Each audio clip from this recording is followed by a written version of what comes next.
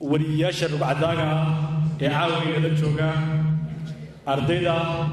جامعة فرانس بارو يونيفرسيتي دماتي بوحد السلام يا سلام عليكم ورحمة الله وبركاته عاو كنا كان عيل يسقون بيت واحد داري هاي فريتاك جامعة فرانس بارو يونيفرسيتي inkastoo ay leedahay jaamacado badan haddana weli ma yahalin baahida aqoon sare ee dalkeena iyadoo oo laga duulayo jaamacaddan caawa aynu fadhino waxaa lagu daafuri doonaa kulliyado cusub oo intooda badani aanay ka jirin waddankeena aqoontuna waxa ay u baahan tahay mar walba in la kordhiyo oo inta dhiman aynu baadi go'no dhammaan intiina meesha timi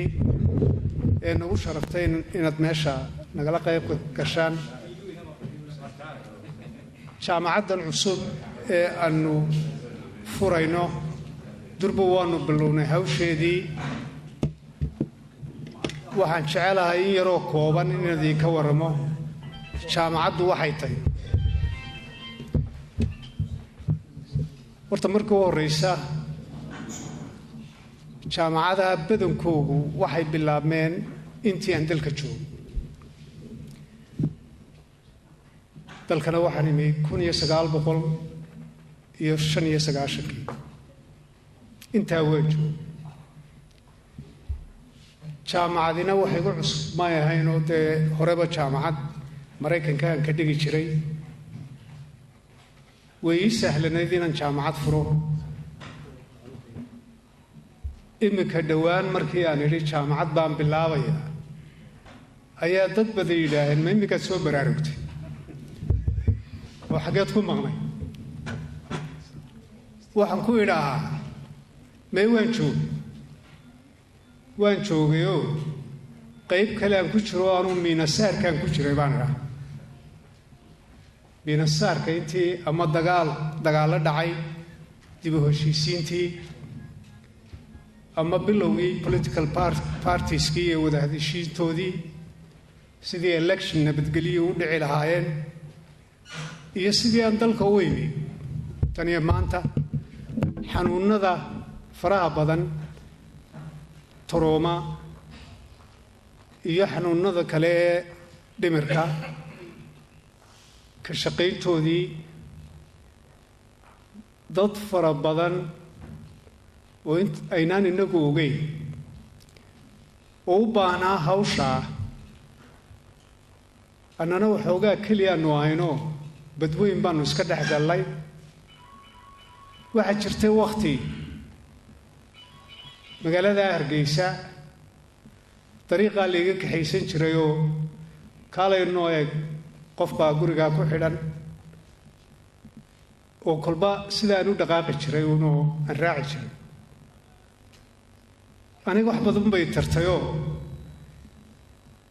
maraykankaanoo muddo badan ku maqnaa magaaladii Hargeysa dadkaygii iyo dalkaygii ayaan hagaag u barto xaafadaanan tegin magaalada Hargeysa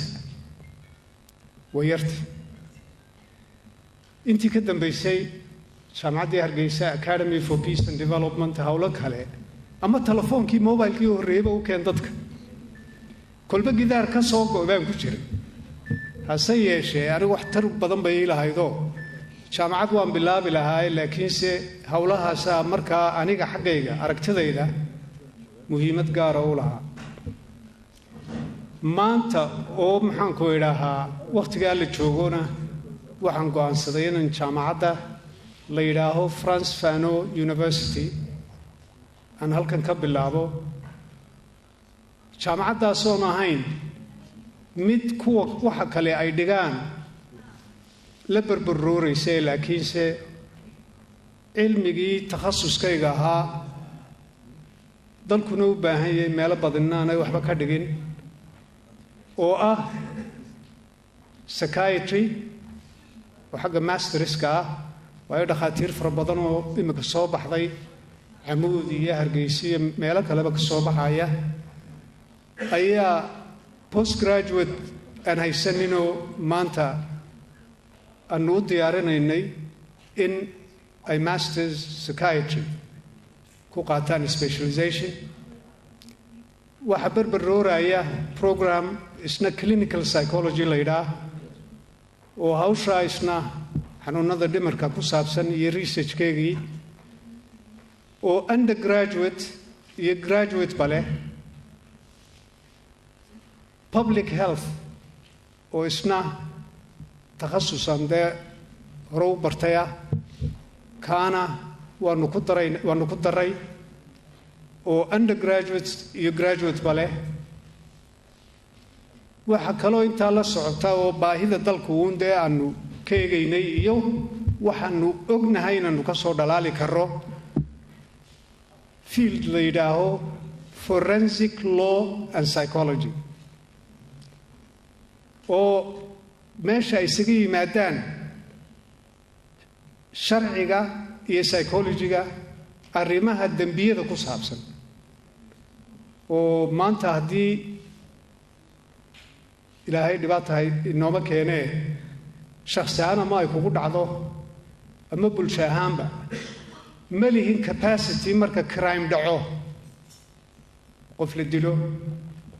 ama mushkilad ka ballaadhani timaado dadkii takhasuska lahaa ee odhan lahaa waxaa keenay waa qofka bini aadamkaa dhibaatooyinka ama fikradda ama psychologigaasaa jira ma hayno. sidii loo baadhi lahaa dembiyada qudhooda oo securing the scene environmentkaa sidii loo ilaalin lahaa baadhitaan loogu samayn lahaa fingerprintskeegii DNA-gii iyo wixii investigation ee ku saabsan lie detector test wixii oo dhan ma hayno. ta ku xigtaana waxa weeye maxkamad marka qofkii la keeno miyuu waalan yahay miyuu miyir qabaa haddii uu dembigaa geystay ma miyir qabi buu ku sameeyey iyo badheedh mise dhibaataa jirta takhasus caynkaasoo forensic psychology la yidhaah iyo tii sharciga taasna waa specialization aanu ku biirinay trainingka halkan yaalla. conflict studies and development oo howlahaasi 20 sannadood howlahaanu ku jiray annagu ama academy ha noqoto ama badankeennuba aanu ku jiray taasi iyana waa mid ku jirta. mid kale oo xaggii baac mushtariga oo psychologigu ka qayb qaadanayo oo ah jaamacado badan baa dhiga business administration baa loo baahan yahay way wanaagsan yihiin. annagu waxaanu ka qaadaynaa entrepreneurship the mind and the market sida qofku u shaqaysan karo. ardayda iyadaa meesha ka dhigatay sanad inta ay joogaan aanu diyaarinno sidii iskood ay u shaqaysan lahaayeen ay wax u qabsan lahaayeen aakhirkana ay noqon lahaayeen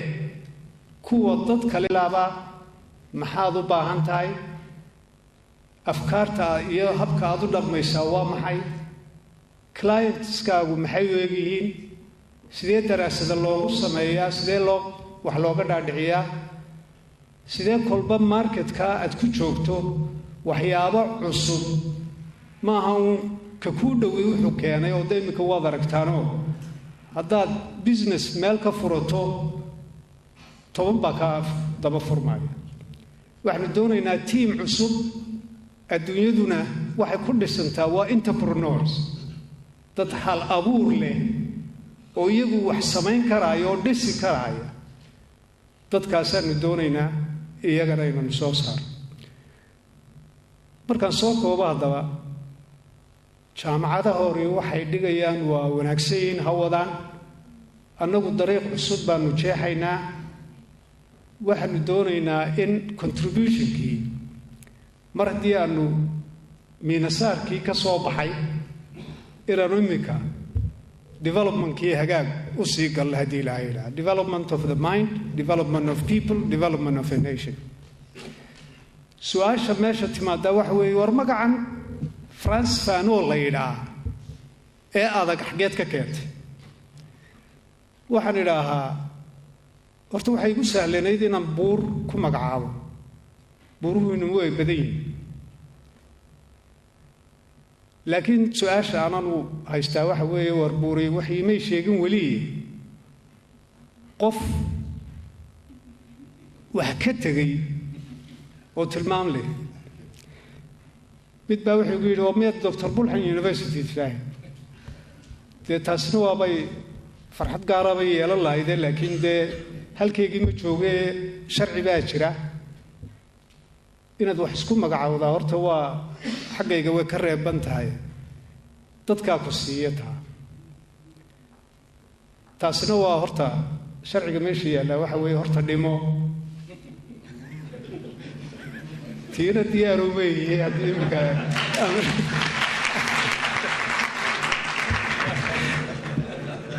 magac laygu magacaabo jaamacad diyaar uma yihi inaan dhaqso isugu dilo anugu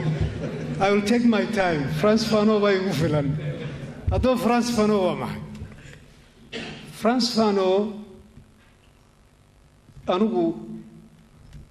waa wuxuu ii ahaa model Maraykan baan tegey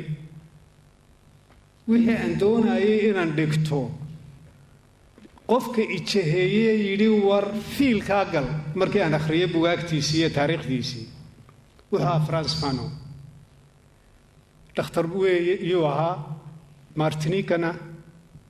Dr. France Fanon ku dhashay Martinique nin madow oo dagaalkii labaad isagoo 17 jir ah volunteer gareeyay inuu dagaalkaa galo wuxuu ismoodayay nin Faransiis ah oo France baa Jarmanku qabsadeena soo xoreey buu is yidhi isagoo laga dhaadhiciyay inuu nin Faransiis yahay markii uu France tegey dhowr biladood la soo siiyey ayuu fahmay kow inuu nin madow yahay laba nin Afrikaana uu yahay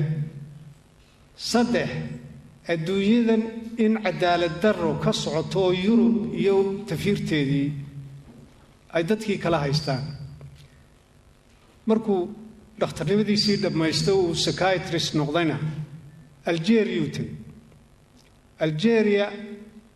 ayuu hospitaalkii u weynaa ee North Africa ayuu dhakhtar ka ahaa waa dhakhtarka kaliya markaa madoobaa ee ku jiray oo ka shaqeeya isagana meesha haysto markaasaa la odhan jiray dhakhtarkii madoobaa wuxuu daweynayay Algeria Revolution uu bilaabmo dadkii la dhaawacayay lagu dhaawacayay halganka ku jiray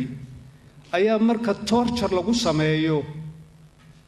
ayaa lagu soo tuurayay hospitaalka kuwii iyagu torture gareynayna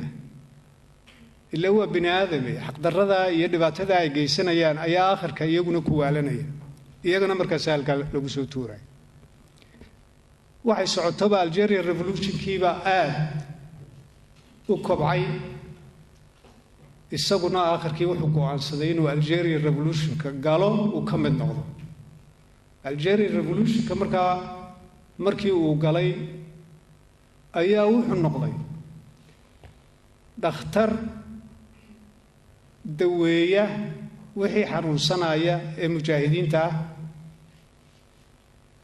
waxa kaluu oo nin horena u soo dagaalamo dee militarigii wax ka yaqaana habka loo dagaalamo psychologically ayuu isaguna talada ku biirinay wuxuu ahaa mujaahid journal la odhan jiray oo Algeria Revolution-ka u hadli jiray tafaatiruhu ka mid ahaa buugaag fara badan buu qoray Faransiiska oo ka wada socday in Algeria lala dagaalamo ninkii philosopherkii Jean-Paul Sartre iyo wixii kale waaweynaa soo joojiyay iyagii ay soo raaceen in Algeriankii revolution-koogii ay qaataan waxa cajiiba dagaalkii labaad biladaha markaa la siinayay ninkii generaalka ahaa Faransiiska ahaa biladihii uu France Fanon siiyey ayaa Algeria iska hor yimaadeen oo laba dhinac kala raaceen anigu France Fanon sidaan idinku sheegay wuxuu jeheeyay run ahaan cilmigan mental health iyo qiimaha uu leeyahay buug baan ka qoray oo la yidhaaho France Fanon and Psychology of Oppression ardaydeeda halkan joogtaa may dhalan markaan qoray 1985 ayuu soo baxay markaa buuggii weli waa la iibiyaa waayo research fara badan Martinique baan tagay ehelkiisii baan soo interview gareeyay walaaladii dadkii oo dhan xaaskiisii oo France joogtay Algerian tagay hospitaalkii uu ka shaqeynayay baan tagay isagii baan wixii uu background lahaa detail ka soo qoray iyo qoraaladiisii wixii psychiatry ahaa iyo wixii kale political iyo social ahaa waxaan isiri markaa mar haddii aad jaamacad bilaabayso ninka adigaba wax badan kuu kordhiyey ee model kuu noqday maanta marka aad doonayso inaad jiil cusub oo shaqadii aad waday idinka ballaaratay jiil cusub baa loo baahan yahay wixii aad France Fanon uu fariin hayana gudbi oo cilmiga psychiatry iyo mental health iyo public health iyo wixii ku saabsan midda labaad in idea uu noqdo idea France Fanon midun baan idiin sheegay wuu xanuunsaday isagoo Algeria revolutionkii ku jira aakhirkii waxa uu dawo u tegay ruushkii baa yidhi leukemia ku dhacayo ruushkii baa ku yidhi war dawooyinkanaad u baahan tahay Maraykanka ayaa run ahaan nagaga horeeya markaa hospitaalka halkaa ku yaallay Washington u tag wuu diiday isagu laakiin raggii uu halganka kula jiray ayaa yidhi ilaa waa inaad tagtaa markaasaa Maraykankii ay la hadleen aakhirkii Washington ayaa la geeyey oo shay ka badan geli maayo laakiin waxa cajiiba markii uu isagu hospitaalka isagoo ku jira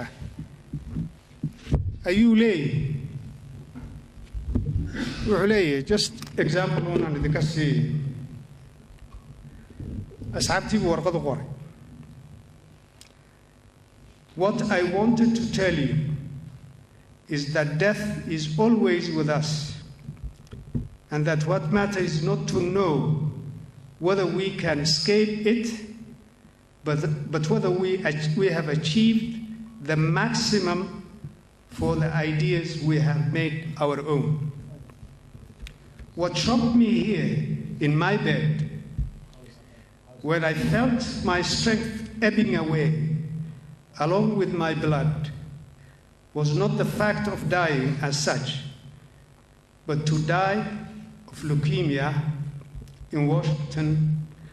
when 3 months ago I could have died facing the enemy. We are nothing on earth if we are not, in the first place, the slave of a cause, the cause of the peoples, the cause of justice and liberty. This is the man. And doonayo jaamacaddan inay ka socoto xagga educationkana wuxuu yidhi to educate people preserving in all their relations the basic values that constitute a human world is the prime task of those who, having taken thought, prepare to act. To act in ficil la qaado, in action la qaato, afkaar baa loo baahay. afkaan la'aan haddii aad actionun ku qaado khasaarun baa ka imanaya meesha aad ka timi meesha aad joogto meesha aad tiigsanayso tagto waa in afkaartu sax tahay kadib markaa laakiin afkaartaasu ay noqotaa mid bini aadamnimada iyo xuquuqda iyo wixii ma garanaysa waa in mid ilaalisa ay noqotaa taa baanay ku iman kartaa wax midho dhala markaa haddaba waxaan doonayaa ardayda jaamacadda iyo inta xayndaabka ku jirtaba in aan wada gallo hawsha oo ilaahayna nala qabto jaamacadda France Fanon haddii ilaahay yidhaaha idinna aad iyo aad baad u mahadsantihiin inaad noo timaadeen thank you very much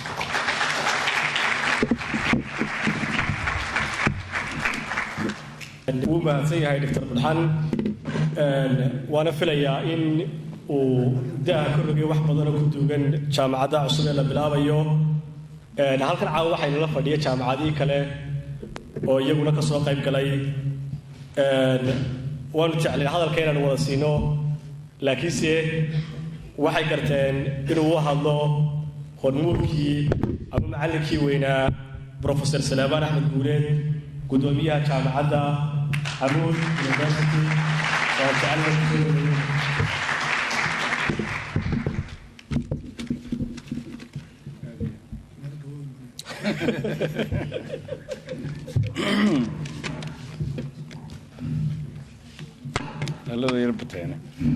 بسم الله الرحمن الرحيم الحمد لله وحده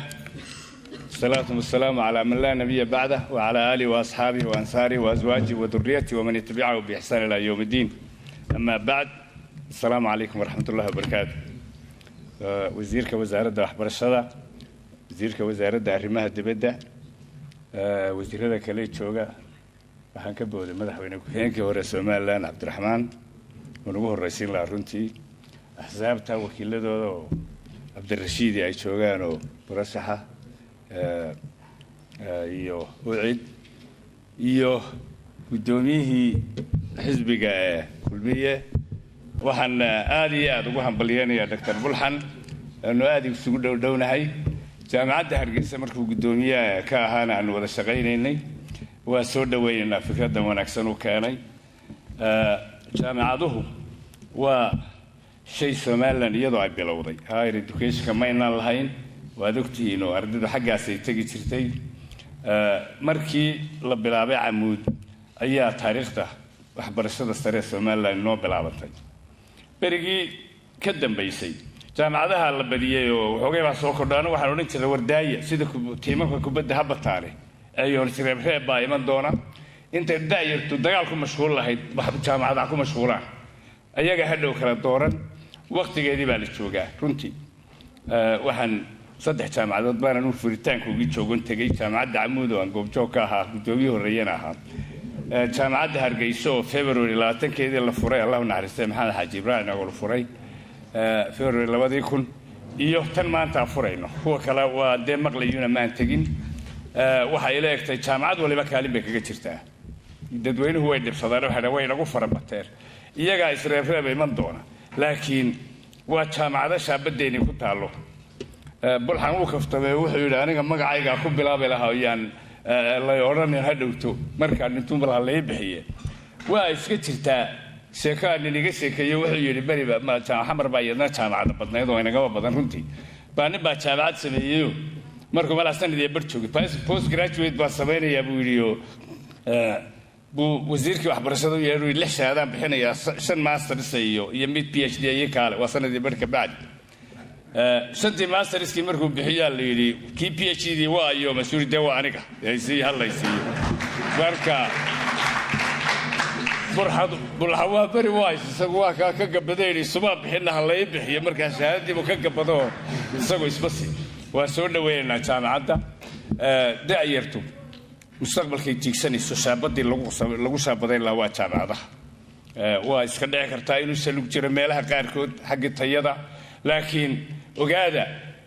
wuxuu waa 17 sano tacliinteena sare jirtaa 17 sanana wax conclusively la soo qiimeeyo oo la yiraahdo ama way hooseysaa oo hooseeyna way sareeyaan ma aha tijaabaynu bilowno tijaabadii baynu weli ku jirnaa waxbarashoo dhanna waa tijaabo waxaan ahayn qur-aanka ilaahay iyo sunnaha rasuulka inta kaloo dhan waa tijaabo marka tijaabadii weli dhinacii saxaaba ay u socotaaye daldalooladu maynu toosin ilmahan u dambeeyey imika hadda caawa dhashayna dee waynu soo wada dhoweyn kuwii kale ku soo beeri dhinacna colleagues baan ka nahay waa wada shaqaynaynaa dhinacna waa tartamaynaa wanaag baan u tartamaynaa waa ka ilaahay bay yidhi war u tartama jannada innagoo muslimiinoo haddana wax si wada ogoo walaalo ah ayaynu haddana kala dheeraynaynaa oo jannada u kala dheeraynaynaa jaamacaduhuna waa noocaasoo jaamacadda imika hadda isugu dhowdhownahay inta noole inta jirta waa jaamacadda Hargeysa dhinacna competitors baan nahay oo wanaaggaan u tartamaynaa bulshaan u wada shaqaynaa dhinacna waxaan nahay cooperators oo waanu iskaashi baan samaynaynaa bulxan oo dee beebiga ugu dambeeyayna waa soo dhawaynaynaa waa maadooyin qiimo leh runtii dadkeenna in badan baa hadda wax ka dhiman yihiin oo waynu ognahay oo dhakhaatiirta caadiga dad badan oo dhimirka u dhiman yahay baa jira inagu adduunka kalena daryeel buu geeyaayo isbitaalluu geeyaa oo meelo lagu xanaaneeyo innana conceptii baynu weli haynaa jeel majnuunka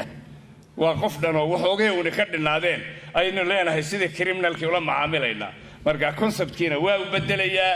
aqoonna way soo kordhiyeen anigoo magaca saaxiibada ku hadlay jaamacada kamaanaan xina waa soo dhawaynaynaa inta yareen isku horreeyay haddaan kadhkadha soo aragnay waanu idiin sheegay meelaha ugu kadhkadh badan inta kalena waynu wada shaqayn asalaamu calaykum waraxmatullahi wabarakaatu وعليكم السلام ورحمة الله ومهتين هاي بروفيسور سلمان حديثا كيف قلت لي جامعتها waxaan soo daadegi doonaa dhinacii dugsiyada sare oo iyaga laftoodu door muhiima ka qaata tacliinta Somaliland waxaan yeeri doonaa maamulaha dugsiyada nabadiin Mahad Ibrahim Maxamed kusoo dhawow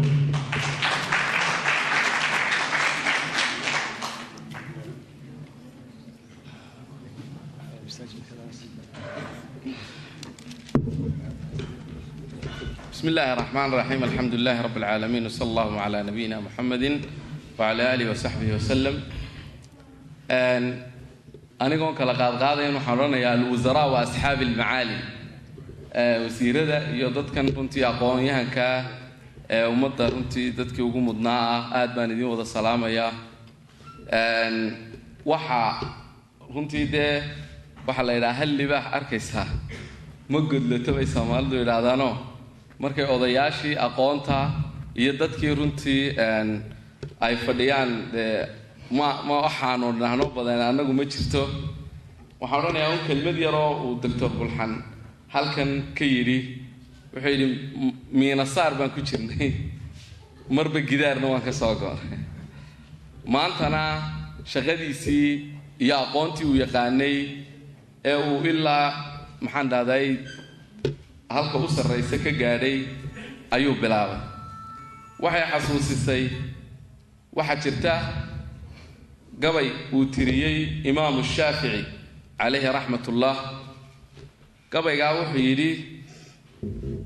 wattibru katurbi mulqan fi amakinihi والعود في أرضه نوع من الحطب وهكذا معروف والله ولا قرنيه إمام الشافعي وإنه قرننا إنه مذهبته إنه كأبتر سنة بابا الشافعية هاي حدو الشيخ قد كنت قالنا وحوها عالم وحوها أديب وحيري ولولا أن شعر بالعلماء يزري لكنت أشعر اليوم من لبيد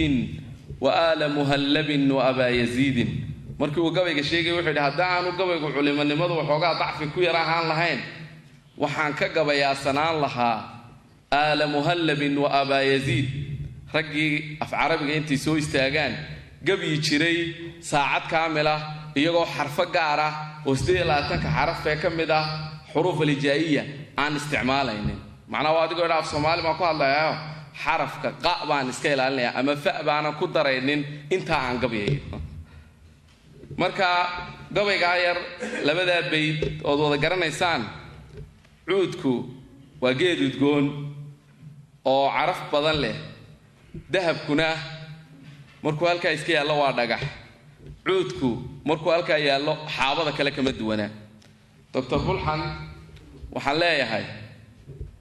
shaqadaadii iyo meeshii aad runtii wax ka qaban kari lahayd ee muhiimka ahayd ayaad maanta bilowday waxaan rajaynaynaa annaguna aanu ardayda yarna soo saarayno iyo ummadda inta kaleba rajaynaynaa inay ka faa'iidaystaan aqoonta baaxadda leh waxaa jirta qiso aan doonayo inaan idinla wadaago dhaguxu marka hore dahabku waa dhagax sida gabayga imaam shaafici uu yidhi waa safarka dheer ee 1995 ka soo bilaabmay intuu Somaliland joogay PhD-dii Dr. Bulxan iyo PhD-da Somaliland waxaan filayaa waxa ku yara adkaatay PhD-da Somaliland ba aad ugu adkaatay laakiin maanta waxaan doonayaa inaan siino PhD-dii Somaliland laba dhagax baa iswaraystay labada dhagax jaar bay ahaayeen roobka ku wada dhici jiray cadceedda iyo boodhka iyo waxa ay ku wada dhici jireen dabadna mid baa sharaf yeeshay guriya qaali ah la geeyay meel dhalaalaya iyo khaanada lagu xidhay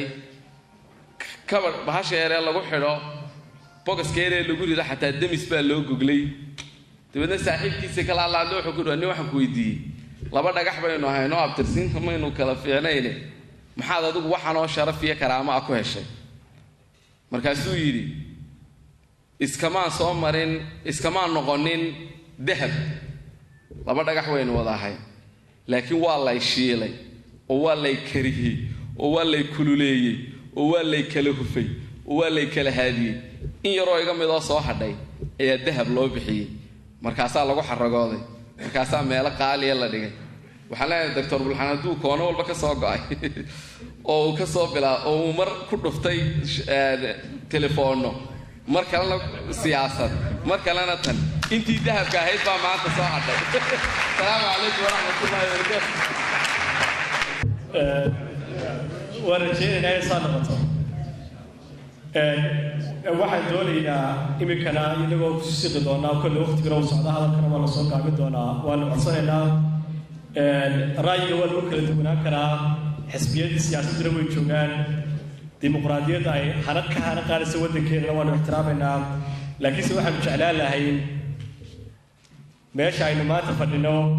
waxa aynu u fadhina waa furitaanka jaamacaddaasi iyo tacliintii marka in lagu koobnaado oo xurguftii waxyaabihii kale jiray iyo tartankii inaynu caawa iska yara dhigano oo si laab xaadhan oo kale aynu u hadalno waxaan u yeedhi doonaa qaasim sheekh ibraahim oo xisbiga wadani ka tirsan oo ku hadli doona magaca xisbigaasi kusoo dhowo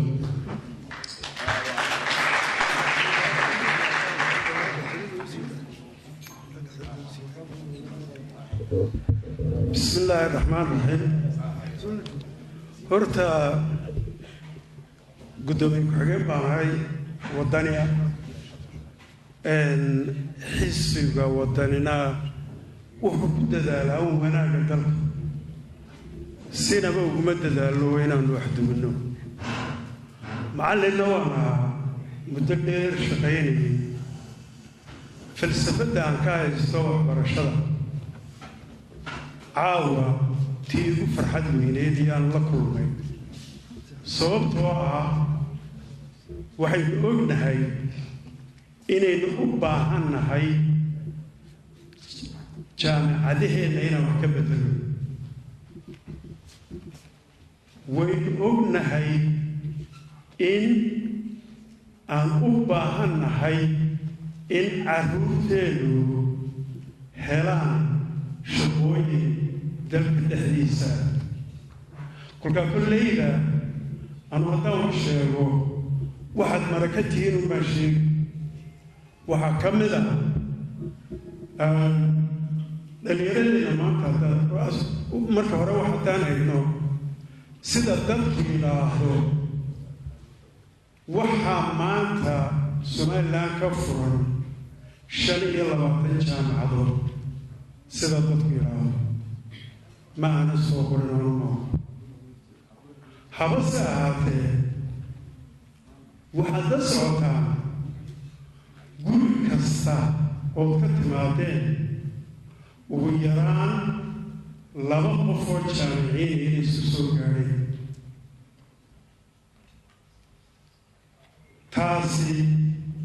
dareen badan bay keentay dhibaato badanna way nagu abuurtay waxa ka dhashay ood ogtihiin oo inaan dafiri karayn inay carruurteedii tahriibtay markay shaqo ka waayeen darad sababtuna waxa weeye dee zaa'id baan soo saaray maynaan odhanba intaynu qaadan karno halkaa markay yaaceen ee la socotaan inay meelaha ku dhinteen haddana iminka waxay bilaabeen wax la yidhaahdo isdil siyaasadeed bay bilaabeen oo iminka maalmahan haddaad aragtaan weji kale keeno meelo badan baa lagu xidho dee kollay sharcigay ka bowdeen waa frustration unbaa keena kolka halkaana waxaad aragtaa durba in marxalad kala soo socdo anu waxaan la yaabanahay ta saddexaad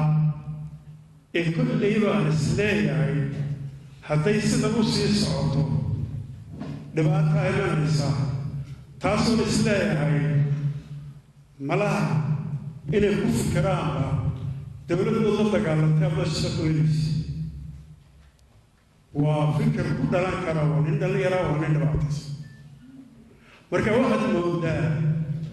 oo aynu wada qiraynaa inaynu soo gaadhnay heerkia waxbarashadeenna dhinac kale u jeedin lahay kaasina muxuu yahay dee waa ku qofku bal wax kale hadduu waayo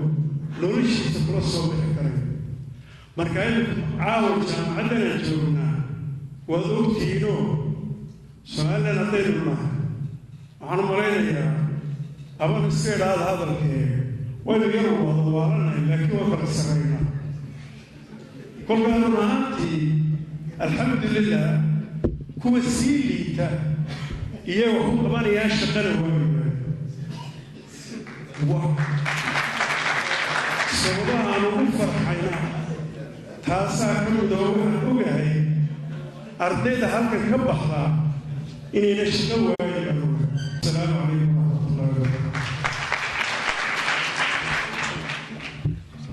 وعليكم السلام wuu mahadsan yahay gudoomiye ku-xigeenka xisbiga wadani qaasim sheekh ibraahim iminkana waxaan u yeedhi doonaa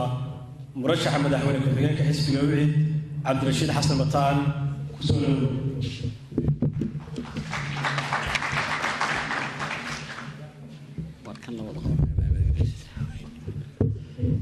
بسم الله الرحمن الرحيم الحمد لله والصلاة والسلام على رسول الله وسيرة هذا حسبية مدحوين كحينكي هوري مرت شرفته معلمينته بروفيسور رضا يواردة جامعة إمانتين بوحمدكم السلام يا سعادة الإسلام السلام عليكم ورحمة الله وبركاته مدرسة جونا وتوا مدرسة وحبرشوا ولي هو هاي إديوكيشن وقيمتي سرة marka ugu horeysa waxaan hambalyeynaya Dr. Bulxan dadaalkii uu galay inuu bilaabo jaamacadda waqti yar kama qaadan laakiin 20 sano ku dhawaad waddanka joogay maalin qori malumeen Bulxan waxa aan runtii bulshada ka jira mar walba meel muhiim ah nabadeyntii dimuqraadiyeyntii jaamacadaha laftooda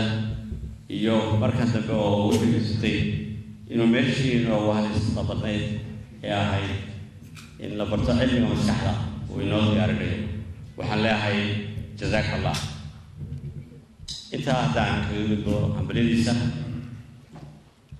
runtii way jiraan arday badan oo jaamacadaha ka soo baxay dhaliisha mar walba dee xukuumadda odhan weyno shaqo la-aan anigu waxaan qabaa fikirka iyo duwanka shaqo abuurka ganacsatada qayb bay ka noqonayaan oo waa laga rabaa iyaga qudhooda waxbarashadu qudheedu qayb bay ka tahay oo dee tallaabo gaaban iyo farsamooyin badan in lagu daro qaybka waxbarashada imika waxoogaa waxbarashada aan idhaahde waa la yara dacaydyaa waxa la idhaah waxay noqdeen ganacsi waxbarashadoodu maahe waayo waxa ugu badan iskuulo badan waa la furay jaamacado badanna waa la furay taniyadu waa unique oo tan waxa kaba sheegayno hadda kuwa hore la furay anigu waan taabacsanay si professor sheegay waxaynu ku jirnaa xilli aynu u baahnayn inaynu dhalinyarada rajo abuurno si looga baxo bidaaladii la joogay ee qoyskiisay oo ay u sigsadaan inay jaamacada ka baxaan laakiin maanta waa run waxaan gaadhay waqtigii lagu xisaabtamayay tayeynta waxbarashada waayo haddaynu tayeyno waxbarashada jaamacadaha iyo dhalinyarada ka soo baxaysa waxaynu u diyaarinaynaa inaynu dhoofin karno aqoon-yahan oo aynu wax la qaybsan karno shaqooyinka caalamka ee loo tartamayo waa wax ku furan caalamka oo dhan waa loo tartama waana ay tartami karaan haddii loo diyaariyo aqoon ahaan iyo waxbarasho ahaanba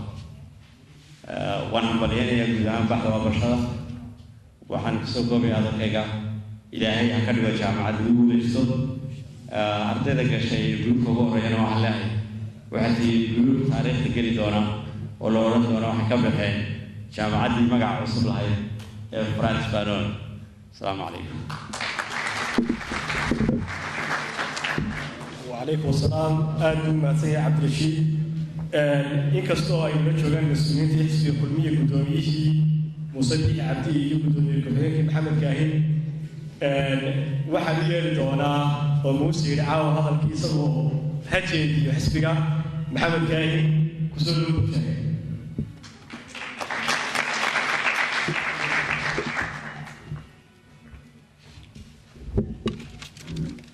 بسم الله الرحمن الرحيم الحمد لله رب العالمين والصلاة والسلام على سيدنا محمد وعلى آله وصحبه أجمعين مدحوينة كحوغين كهوري جمهورية الصوماليلاند مجاهد عبد الرحمن أو علي فارح حبناها قولها وزير دا هرمودية دا جامعتها دالك عاو حفلة شوغا مسؤولين تياق نيهن ككلا هلكم فرديا السلام عليكم ورحمة الله وبركاته runtii xafladda aynu caawa fadhino ee lagu daahfuraayo jaamacadda uu caawa halkan ku soo bandhigay aqoon-yahan qaali ku ah dalka reer somaliland doctor professor xuseen bulxan horta marka ugu horeysa waxaan hambalyaynaynaa professor bulxan oo runtii hawl uu qarankan maanta u qabtaa tanun caawa aanay uga horeyne aan odhan karaayo wuxuu ka mid ahaa raggii aqoon-yahanka ahaa ee farakutiriska ahaa ee sida mugga leh uga qayb galay maraaxilkii kala duwanaa ee ay lagu soo geedigeliyey nabadgelyada dhismaha maamulka dowladeed ee qaranka reer somaliland ku dhisan yahay waxaan markhaati ka ahay oo intaaba aan goobjoog ka ahaa inuu bulxan qayb weyn oo hormuuda ka soo qaatay runtii caawana halkan way ka muuqataayoo akhyaarta halkan isugu timi oo aan iyaga laftooda ku hambalyaynayo acyaantii hormuudkii aqoon-yahankii dalka ayaa caawa kala soo qayb galay furitaankii jaamacadda oo runtii magacyadooda aanan halkan ka wada sheegi karaynin oo rag fara badan oo halgankii dalkan wax badan maxaanku dhahdaa ka soo qabtay dee waan garanaynaayoo caawa halkan maxaanku dhahdaaye axsaabtii hore halkan ka hadashana aad iyo aad bay u mahadsan yihiin had iyo jeer mar walbana lagala dardaarmi maayo waanu garanaynaa munaasibadan waxaynu ka warqabnaa oo runtii halkaa uu fadhiyaa professor salamaan axmed guuleed oo jaamacaddii ugu horreysay boorama ka asaasay camud university aad iyo aad baan ugu mahadnaqaynaa waxa aan qabnaa waa dhab shaqayaraan fara badan baa jirta laakiin waxaynu giddigan wada qirsannahay aqoonta tacliinta cilmigu waa shayga kala xadeeya qofka bini aadmigiihii inuu mustaqbal iyo han iyo horumar tiigsado waana shayga kala xadeeya xumaanta iyo samaanta labada dariiqe qofka uu kala marayo mar kasta oo aynu dadkeenna aynu daayarteenna siino fursado ay wax ku bartaan fursado ay ku shaqeeyaanna way iman karayaan aad bay u imanayaan jaamacaduhu qayb weyn bay imika horumarka dalka ka soo qaateen waxaynuna ka warqabnaa anigu waxaan ogahay sanadkii horean ingiriiska joogay dhalinyaro badan oo tahriibtay oon garanayo dee magaaladaydii burco ka tahriibtay oon garanaya iyo qaar kaloo reer somaliland ka tahriibay 6 sannadood ayaa waxay laayihiin sharci fursaddii waxbarashadana way lumiyeen fursaddii tahriibtuna waxba umay tarin dad badan oo qurbaha ka soo noqday waxay ka markhaati furayaan inay dhallinyaradeenna wax ku barata dibadda iyo kuweena imika halkan ku bartaa inay maxaanku dhahdaayay kuwani ay fursad wanaagsan yihiin professor bulxan weliba wuxuu maanta si haqabla-aana markii horena inoogu shaqeeyey caawana uu halkan kusoo bandhigay culuumta jaamacadda uu maanta halkan ka aasaasay in uu kusoo bandhigay inuu ku samaynayo waxyaalo fara badan oo aynu u baahnayn oo uu halkan maxaanku dhahdaay ka sharxay waxaan jecelahay markaa waan kusoo ururinayaa professor bulxan iyo mas-uuliyiinta kale jaamacadda la hirgelinaysa horta waxaynu leenahay insha allahu ilaahay ha idinla garab galo inteena kalena waxaynu u baahannahay sidii salaamaan uu sheegay waxaynu la qaban karna inaynu la qabanno waxayla tahay waan kaga baxayaa had iyo jeer dal waliba slogan buu sameeya China xilligii revolutionkii 1948kii waxa laale ay bakhtiyeen naftu haysay maxaanku dhahdaayay cultural revolutionkii ma uu sameeyey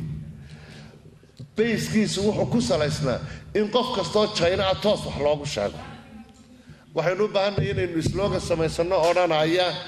daayarteena iyo dhallinyaradeenna aynu jahliga kala dagaalano oo aynu tacliinta xoojino dabcan imikana way marayaan jaamacadaheennu xilligii iyo mowqifkii iyo meeshii ay waxbarashada ka tayayn lahaayeen bandhigyo fara badan bay soo sameeyeen dhallinyaradana waxaan leenahay daayartaay sida halkan fadhiduunba ayaa dhow ciro iyo wada yeelanaysa sidaa la isagama yaryaraanayo loo qurux badnaan maayo hablaha iyo inamada waxaan idinku bogaadinayaa idin odhan lahaa ragga halkan fadhiya ee jaamacadahan soo wada aasaasay ee aqoon-yahanka ah ku dayda sida uu inoo soo bandhigay professor bulxan dee ninkaa maxaanku dhahdaye madow ee halgamada badan ka soo qayb galay ee uu jaamacadda ugu magac daray Franz Fanon inuu wuxuu inoo keenay wuxuu yidhi buuri waxba ma samaysay qof wax noqday baan da idiin keenay marka qof wax noqda waxaa lagu noqdaa in la dadaalo qof wax noqday waxaa lagu noqdaa oo adee professor salaamaan axmed guuleed oo kale professor bulxan oo kale axmed xuseen ciise oo kale maxamuud sifir oo kale cabdi duse oo kale injineer professor maxaanku dhahdaye axmed biixiye oo kale yacniga waxaad noqon kartaa wixii laynoo soo bandhigay iyada oo daayartu ka faa'iidaysato waan ku hambalyanaynaa professor bulxan dadaal badan baad soo gashay waxaan hubaatana inaad ka soo baxayso dhallinyaradana waxaan leenahay ilaahay khayr hayna siiyo dadaalka ragga dadaalaya khasaarayniya asalaamu calaykum وعليكم السلام halka waxay nala joogaan qaybo ka mid ah macallimiinta jaamacadda wax ka dhigi doona way ka yihiin Hena Shane iyo Caroline kuwa kale way iman insha Allah so let me call Caroline to say a few words about Francis Fanon University.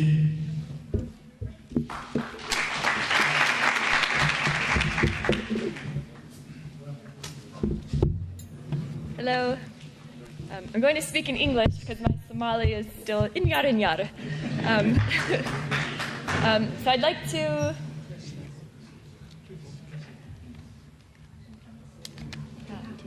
So I'd like to introduce our teaching team for the English faculty. So we have Shane here from the UK, and we have Hannah also from the UK, and I'm Caroline again, I'm from the US. And so we make up the teaching team for the Faculty of English and the diploma program in English. And so we see a lot of our students in the crowd, and we hope that you're as eager to learn as we are to teach you. And we'd like to thank Dr. Bulhan for the opportunity to work with him again. We were here in 2010 when he was at University of Hargeisa, and so we know how great Frans Fanon University can be, and so we're grateful to be part of the opportunity to work with him again and to help shape the Frans Fanon University. Yes.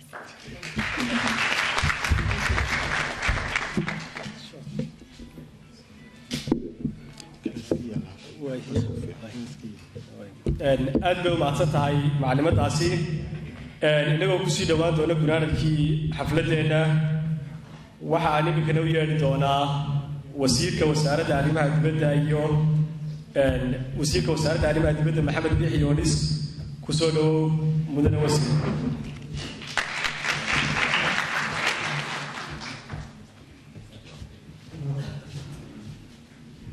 بسم الله الرحمن الرحيم الحمد لله رب العالمين والصلاة والسلام على سيدنا محمد وعلى آله أجمعين كبيهانتي والدي سلامي فايس بريزيدنت كين يوغوري عبد الرحمن علي فارح قدومياش أحزاب وزير كين غالقة سمسم عبد حسين وزير التعليم تاع بريزيدنت كيني بلابة جامعة سليمان أحمد قوليد سمسم عبدي هذا ما ندري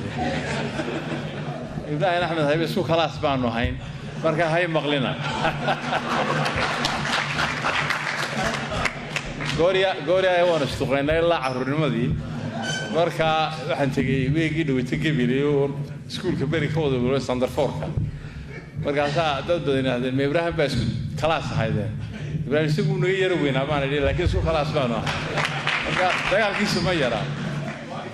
mar labaad waxaan salaamayaa madaxweynaha presidentka jaamacadaha marti sharafka macallimiinta professorada dadka faraha badan qiimaha la caawalka yimid ardayda jaamacadaha gabiyaantina aad iyo aad baan idin salaamayaa waxay noo tahay farxad aad iyo aad u weyn inuu Dr. Bulxan ku soo biiriyo waddankeena jaamacad cusub Frans Fanon oo khaasatan ku takhasusi doonta insha Allah xanuunadan ku lug leh dhimarka ama mental health-ka iyo psychology-ga iyo psychiatry-ga oo sida aniga igu muuqato takhasus aad iyo aad ummadeen ugu baahan tahay inteena halkan joogto kulli qof kastaaba qof reerkooda ama family-ga oo xanuunkaas ku dhacay ama hayaa jira inaynu dadkeena xanuunsanaya ama dhibto haysato aynu u soo saaro arday cilmiga baratay oo caawisa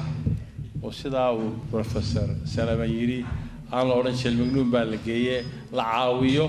oo waxay qabaan wax lagala qabto marka aad iyo aad baan u soo dhaweynaynaa jaamacadda cusub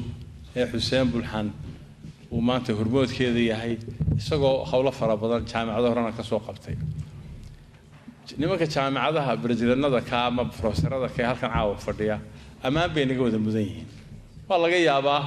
jaamacadaheenu inay weli halkeenu la filinay gaarin inay goldaleelo yar leeyihiin inay waxyaabo naga yara maqan yihiin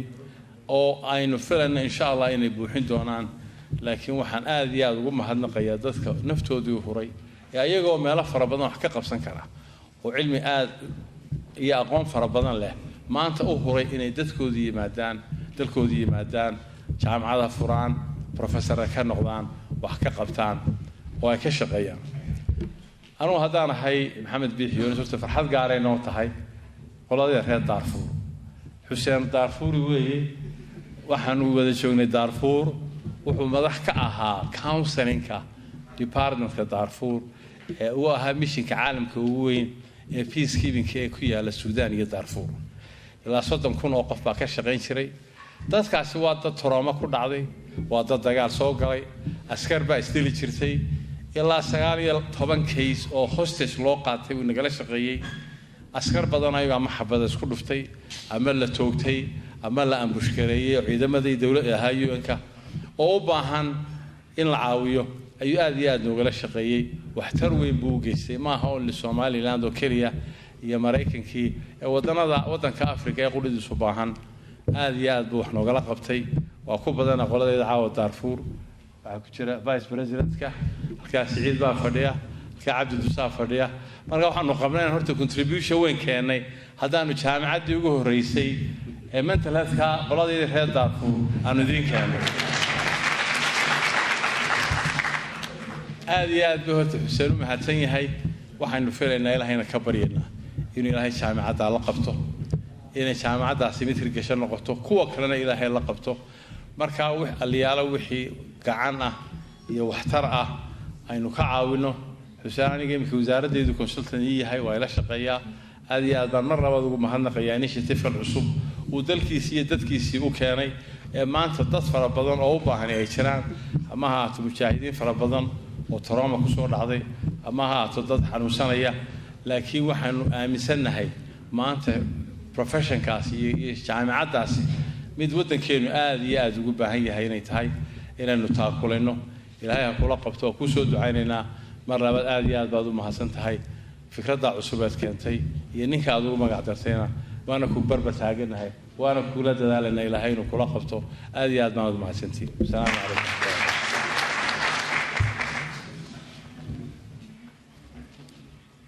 aad buu mahadsan yahay wasiirka wasaaradda arrimaha dibaddu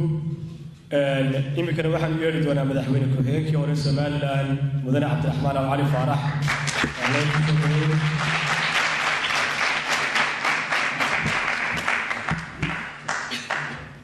بسم الله الرحمن الرحيم والصلاة والسلام على أشرف المرسلين سيدنا محمد وعلى آله وصحبه أجمعين مدحضة قرنكة حسبية كسعودة كلها وزيرة انت كسعودة حلبانة قولياشة اسكولة معمولياشة سكندرية ما اسكولة كلابا مدحضة جامعة دالكا أرددا أقوياء هذا فرديا معلمين تيادي اسكولة لوجود يشري ونهالكن درسنا هاي لليرني ما إنا محوها هذا والكاس يصوف فرديا أنا قبل نقطع عيال وامد الله لكم عامكم ودنيا شارك السكولي يمرموا يبا إذا الكيبا السلام عليكم ورحمة الله وبركاته عادي أدبر فرحسن لنا القصة كل حفلة قيمة له ودكتور بلحان كنت أخبر يجمع عدن ومقعدرين كان مقعدير له ترانسفانان أقوياء كا دكتور كا هالجماعة أو مقع سلوك شيء نوشي وحن ركرا بلحان سكا بكرتين markii 3 boqol aanu ka nimi dawladdu ugu horeysay lagu soo kay bulxan markuu ka imanay Mareykan nin halka shaqo u soo doortay buu ahaa institutions badan buu lahaa consultancy way buu lahaa meelu muxuu ahaa la taliya ka jaamacadu ka dhigi jiray annagoo aan waxba hayn oo meel maran fadhina يدلكيسي تاسوع توسيسا نفوريستا ونبتي صوري إنه دلكيسا وحقا غبطة انت أنا كان عبده كلمة إلهي بهالكن شوقي هولوه نرسو غبطة إذا سيكا بالله أما دلك بابا غبطة نبضين تيوع كميلاهي أكادن هي بيس نبضة رجل الحكومة وتاعي أساسك وقت كي مكملة ديمقراطية ذلك يحزبية يدور شوي كي إنه عصا وحنقول كنا هدي أنا يسقي ركي أكاديمية هاي كم هذا الشيء المركز يسقون الموت كواجه وحياة بدر وانصورك اللي بدأها شام عظيم ومع يكون محو الدين waxaan leeyahay tanina waa hawlihii hayay ee uu qarankiisa u soo qabanayay ay hoob inaana noqotii ugu dambaysay ee waxa weeye mid cusub waa kaalin loo baahnaa waa kaalin inaga dhimay waxaan leenahay ilaaha ku dhib yareeyo inta ummadda reer soomaalina waxaan leenahay gacan ha la siiyo ha lagu taageero waa kaalin aynu u baahan nahay ilaahayna waxaan ka baryaynaa inay kaalin mugle ka qaadato sidii dadkeenna dhimirka wax ku qaba loo daweyn lahaa loona soo saari lahaa jiil cusub oo muxuu ahaa inaga furta dadkeenna ku xidhxidhan aqallada iyo geedaha galoolka ah ku xidhxidhan inaynu u helo jiil cusub oo daweeya oo bulxan oo miidhan noqda waxaad leenahay hambalyo bulxan hambalyo wasalaamu calaykum waraxmatullahi wabarakaatu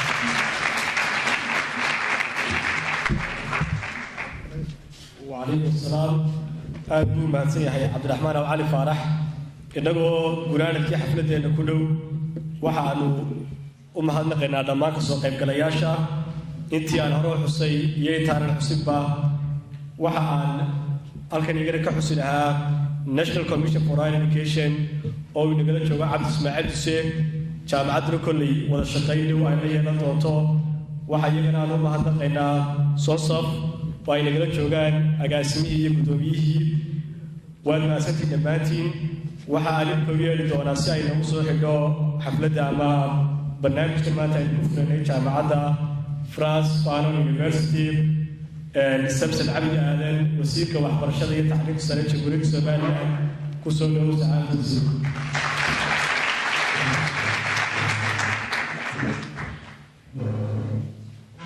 بسم الله الرحمن الرحيم الحمد لله رب العالمين والصلاة والسلام على سيدنا محمد وعلى آله وصحبه أجمعين آد بنديم وذا السلام يا مدحد الميشي جوكتا إيه هالدور كي سوماليان ونسلاه ما أنت إن يربع كمقان ديت هاي تدكي وحكرت كواها وأنا معلمين بدنو يدي جرتي هالكان فرديدو آد بنديم وذا السلام يا أرضي معلم إيه وحكرت كهالكان يسكوي مهدي حدبان تاي هدي وسيرت هاي إيه هدي جامعة ذها madaxdoodii tahayba iyo miidiyaha aad baan idin salaamaya runtii farxad weyn bay noo tahay maanta inuu bulxan jaamacad loo baahnaa caawa halkan ka furayo wayo bulxan waynu wada garanaynaa anigu siiba waxaan garanayaa dadka dariiqa ka qaban jiray baan kamid ahaa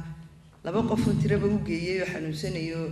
xidhnaa labadiiba imka aad bay u caafimaad qabaan runtii in yar markuu u tegay intiiba way daweysmeen oo runtii aad iyo aad baan ugu mahadnaqayaa taas waxayna siinaysaa kalsooni inuu soo saari doono dad daweeya dadka maskaxda ka jiran oo waddankeennana aad ugu badan runtii oo dhibaatooyinkii dagaalkii waxyaabaha aynu ka dhaxalay ay tahay runtii waxaan soo dhaweynayaa jaamacaddan uu bulxan furay waxaan isleeyahay waxa weeyaan tu loo baahnaa waqtigeegii la gaadhay qof aqoonteedii lehina uu furayo ilaahay waxaan uga baryaynaa inay noqoto jaamacad wax weyn ka tartaa dhibaatooyinka inaga haysata xagga cudurrada maskaxda oo runtii ay baahi weyni oo waayo waxa weeyaan guri kastood aragtaba dad baa ku xidhan dadka hayaana iyaguna ilaalinayaana way la qaadayaan xanuunka marka mujtamaceena in badan ay dhibaatadaas runtii wax yeeshay marka insha Allah ilaahay waxaan ka baryaynaa inay noqoto jaamacadaasu tu daboosha halka aynu u baahannahay cid inaga daboosha waanu soo dhaweynaynaa annagu haddaan nahay wasaaradda waxbarashada iyo tacliinta sare aad baanu la shaqaynaynaa diyaar baanu u nahay inaanu la shaqayno wixii nooga baahdo sida aanu kuwa kaleba ula shaqayno waxaan in yar ku noqonayaa waxaynu jaamacadaha badan ee furan runtii waxay inaga dabooleen waxyaabo badan waxay inaga dabooleen waxa wadamada jaarkeena ka dhacaya ee caruurta qoryaha qaadaysa ee dagaalka ku jirta horta way inaga dabooleen runtii laakiinse waa in la tayeeyaa tayadeediina waa la wadaa waxa uu jooga cabdi ismaaciil dusooda garanaysa khabiirra uu jooga imaka ku haw jira sida jaamacadaha u tayeen lahaayeen waxa kale wasaaradda waxbarashadu wadaa in ardayda loo jihayn lahaa qaar inaanay jaamacada wada galeen farsamadii gacanta ayaa muddada 4 sanadood la waday farsamada gacantu 3 sanadood in wadanka uu xor ahaaba farsamo gacan waa la waday laakiinse lama wadin mid wax daboosho shaqada aynu u baahanay hawlaha aynu u baahanay ama dhalinyarada ka soo baxda ay shaqooyin ku heli karaan waxay ahaayeen wax yar yar oo intay hay'adu lacag badan ku bixiyaan ay dawaar iyo waxyaalo yar yar oo had iyo jeer aan waxyaabaha marka waxay samaysay wasaaradda waxbarashadu 4 sanadood waxay bilaabay study baa la sameeyey waxaa la eegay shaqooyinka ay u baahan tahay farsamooyinka ay u baahan tahay Somaliland ee ilmuhu markuu dhameeyo uu shaqo degdeg ku helayo ee job oriented-ka ah study-gii waxaa ka soo baxay in manhaj loo sameeyo manhajkii waxaa ka soo baxay in qualification framework loo sameeyo waxaa ka soo baxay in 5 wasaaradood iyo public sector-ku ay iska kaashadaan inay authority-ga xukumaya ay noqdaan imika waxa uun la wada waxa weeyaan sidii loo dhisi lahaa dugsiyadii farsamada gacanta oo u diyaar yihiin wixii wax lagu bari lahaa iyo waxyaabihii ay ku baran lahaayeen iyo manhajkii ay ku baran lahaayeen iyo ciddii madaxu noqon lahayd u shaqayn lahayd ayaa intiiba diyaar yihiin imika marka insha Allah taas waxay naga jebinaysaa inay dhalinyaradu jaamacadu wada galaan laakiinse waxa farsamooyinka imika ay had iyo jeer ka shaqeeyaan wada aragteen wadanka Yementii baa ku soo badatay oo farsamooyin aynaan aqoon Suuriya ka shaqeysa Sri Lanka ka shaqeysa Pakistan baa ka shaqeysa Kenya kuwa yimaada yani waxyaabahaas oo dhan dadkii ka shaqeyn lahaa shaqooyinka buuxin lahaa runtii insha Allah waxaynu Ilaahay ka rajaynaynaa inay noqdaan dhalinyaradeena oo ay waxyaabaha aynu u baahanay dadka dibadda inooga ay noo qabtaan iyagu daboolaan marka aan ku soo noqonaya bulxan aad iyo aad baan ugu soo dhaweynaynaa aad baan ugu mahadnaqaynaa aad baan ugu kalsoonahay inaad waxa qabato ay midho dhar fiican ka soo bixi doonaan ilaahayna waxaan uga rajaynaynaa inay noqoto jaamacad inuu bashbash iyo barwaaqo aynu ku gaadhno oo dhalinyaradeenu wax inoogu tari karaan dalkeena ay ka bartaan. Asalaamu calaykum waraxmatullahi